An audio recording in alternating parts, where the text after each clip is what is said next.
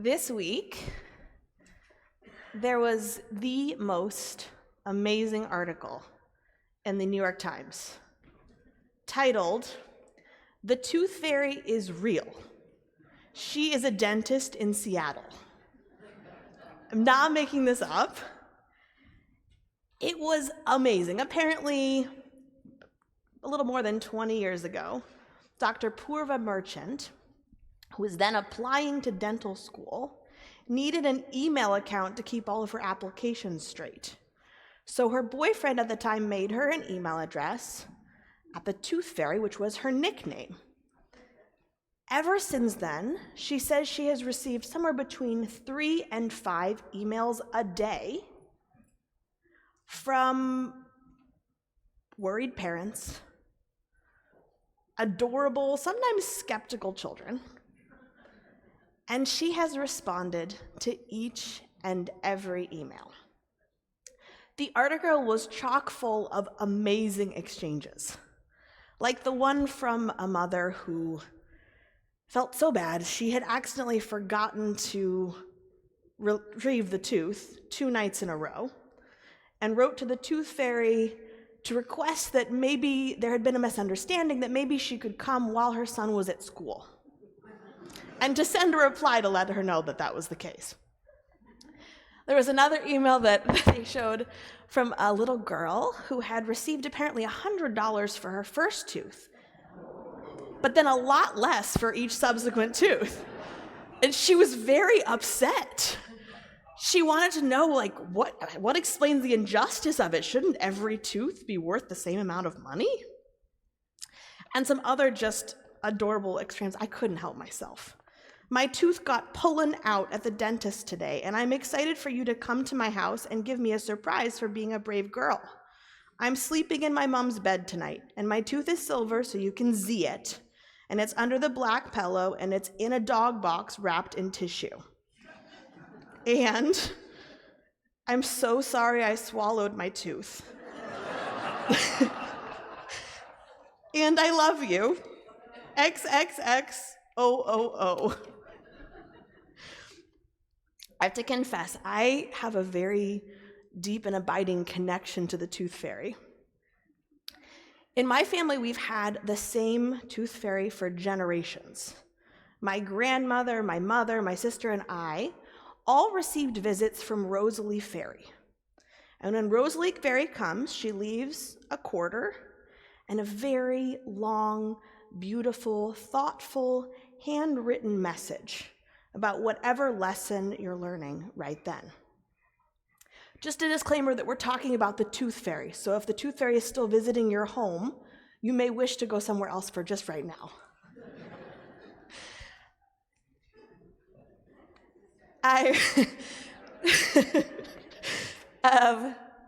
So the Tooth Fairy, Rosalie Fairy, brought such thoughtful, kind messages that when in elementary school kids started saying the Tooth Fairy might not be real, I immediately was like, I'm so sorry you didn't get a good fairy. So unfortunate. I loved the Tooth Fairy. I loved Rosalie Fairy so much so that I remember there was one night I was desperate to hear from her, so I stayed up until 2 or 3 in the morning just trying to get this tooth out, determined to get a message, and I finally did it. It was way late. Got all cleaned up, put it under the pillow, went to sleep, woke up the next morning devastated. There was no letter, no quarter, nothing. I had to wait a whole other day, put the tooth under my pillow again that night, waited. Next morning I woke up to a letter from Rosalie Fairy, who said that she had been away on a business trip because my tooth wasn't scheduled to come out for another few days, and she wasn't able to make it back in time. And she wanted me to know that life comes in its season. You shouldn't push through you shouldn't rush things, that it's really important to let life unfold on its course. It's a lesson I'm still trying to learn today. As I was reminiscing about the Tooth Fairy, I couldn't help remembering the moment my parents sat me down. Now, this is a little embarrassing, but I was about ready to go into high school. And my grandmother, I don't know why, but she was convinced that my parents had to tell me before I started high school. I think she thought maybe high schoolers sit around and talk about the tooth fairy. But she was like, you have to tell her. So that night, my parents sat me down and explained, and I was devastated. I mean, that was the most profound loss I had experienced since my grandfather died after my bat mitzvah. And I sobbed. And my parents explained that even though I knew now about Rosalie Fairy, they hoped that I would understand that the reason that Rosalie Fairy came to visit was in order for me to learn that there is magic that's possible in the world, and that they put so much time and so much energy into crafting this experience for me so that I would know that there's more than what you can see in front of you. And in a very real way, I think that Rosalie Fairy is the reason I'm standing in front of you today.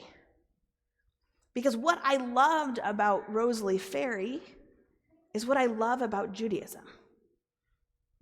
Think about it.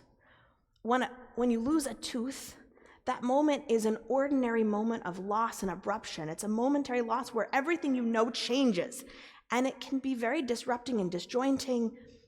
And when the tooth fairy comes, it transforms into something magical, something you look forward to, an ordinary moment that just becomes extraordinary.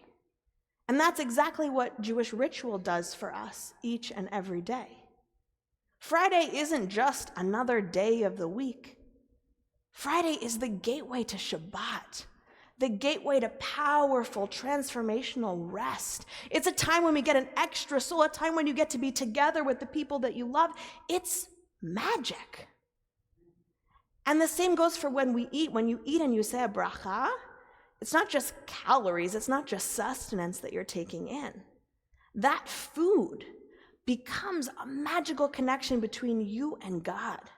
That food becomes an acknowledgement of gratitude for all of the profound blessings in our life, and it becomes fortification and strength and power, enabling us to go out and do the work we do in the world.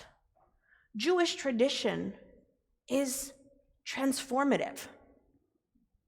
I'll never forget when I first came here, there was a student that came to visit me. He'd just come back from camp. He was in high school then, and his parents were going through a really challenging, painful divorce. And he said to me, something really amazing happened at camp this summer. At camp, they davened every single day, and I noticed that I would go to daven, and nothing changed. My parents are still fighting, my family still feels really painful, everything's really challenging, but somehow after davening, I felt better. And he wanted to learn from me how to put on tefillin, because he said, I don't really understand it, but it takes ordinary moments and makes me feel extraordinarily capable of managing them. Nothing changes, and yet everything is better. Now, what I love about Jewish tradition is it's not just the mitzvah. It's not just that each one of us has the power to take an ordinary moment and make it extraordinary magical, but that we also see that each one of us has the power to create magic for someone else.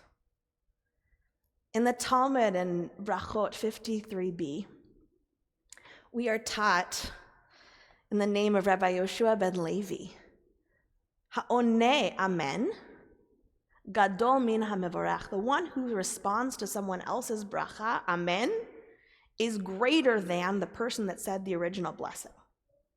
I love this Torah. It's not just the magic you create for yourself, but it's actually more important when you see someone else making magic, when you see someone else in a moment and you help them to shape a magical experience, that's even more holy. And that's work that each one of us can do, especially now, especially as we're going into the month of Av, especially as we're in a time in our world where it feels like so much is broken. Each of us has the power to cling to these rituals, to cling to these spiritual technologies that enable us to create magic and to answer amen to other people's blessings and to amplify and create magic for others. Which brings me back to Dr. Merchant, the Tooth Fairy. Apparently, 17 years ago, she received an email from a little girl who was on vacation with her family in Singapore. She was very upset because she had taken out her tooth and accidentally dropped it in the drain in front of their hotel. And so she wanted to know if the Tooth Fairy could please retrieve the tooth from the storm drain, and maybe if she could wait to give her her reward until she got back home, and maybe in a currency that she could use when she got back home. And apparently the Tooth Fairy responded with a very kind, supportive, loving message. 17 years later, this same young woman was getting ready to have dental surgery. And she remembered back to that email exchange that she had had with the Tooth Fairy and decided to send the Tooth Fairy another email. She wrote thanking her for the kindness that she had offered in that moment of her childhood. And she wrote, 17 years ago, you wished me a happy growing up. And now at 23, I'm excited to report that it definitely has been. A few minutes later, she got an email back from the Tooth Fairy. Thank you for reminding me that kindness, no matter how small, leaves a lasting impact on the world. I really needed that reminder today. The Tooth Fairy may not be real, but the magic we can create for ourselves and for each other, that definitely is.